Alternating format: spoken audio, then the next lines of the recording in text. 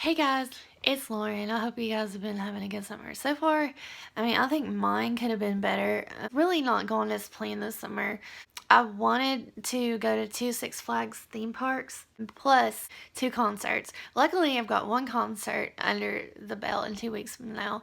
I'm going to another one as of right now. So, a lot of other people make YouTube videos based on their condition.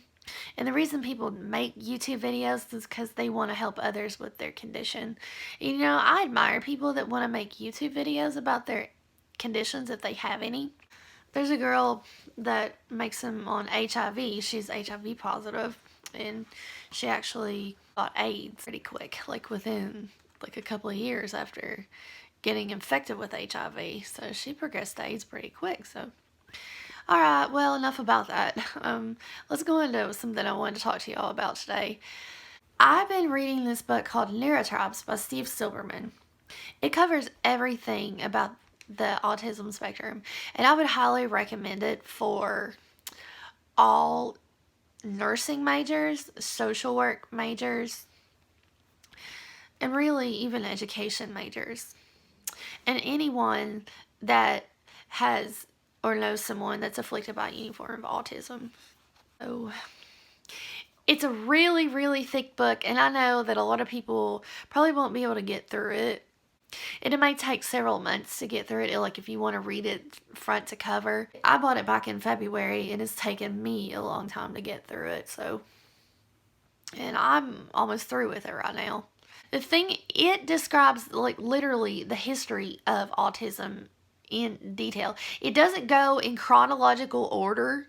First chapter of it starts about how this dude, in the 1700s, was really smart, but he was not socially acceptable, and a lot of people hated him. He didn't fit in with that society, but he did somehow invent something, and after he died, he got remembered for that. And they think that he could have had Asperger's syndrome. The second chapter of it talks about a boy that had autism, and this was back in the 1990s that he got diagnosed with it, in the early 2000s. And his family spent a lot of money on autism. They borrowed tons of money. Other patients in there too. Basically, it described the basic start of the autism movement. Third chapter of it goes down into the history of the illness.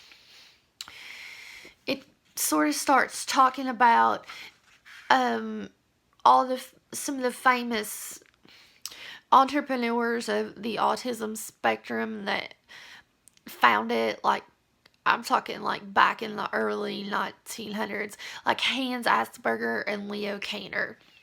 I personally agree with Hans Asperger's views on the autism spectrum over Leo Kanner's. Leo Kanner was the one who got this whole thing going back in the 40s and 50s and 60s, saying that parents caused their kids autism, which later they know wasn't true. And one of the biggest theories that has been discussed in this whole book, and it's been discussed for almost 100 years, and it's been probably one of the biggest risk factors, is children with autism usually come from affluent families.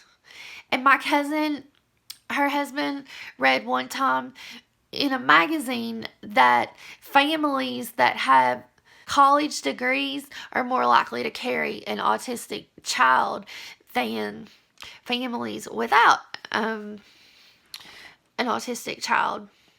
Families without a college degree. So, 4 and 5 in this book talk about Leo Kanner and Hans Asperger, and there's been those are the main ones, but there's been so many other researchers that this book has talked about that have been famous autistic researchers. It doesn't really talk much about Temple Grandin, It touches on her a little bit, and so far I've not seen anything about Dr. Stephen Shore yet. But unfortunately, this book has not uncovered what a cure or a cause of autism, meaning that there is something that causes the condition, but we do not know what it is. I just read one section of chapter 11 in this book that a woman whose daughter had been diagnosed with Asperger's syndrome. Well, turns out her mother had the condition too, meaning that that form of autism is somehow genetic, meaning that it passes somehow from one generation to the next. I'm very thankful to have read this book. It's a really interesting book, and I just thought I would share some very interesting facts on it that I learned.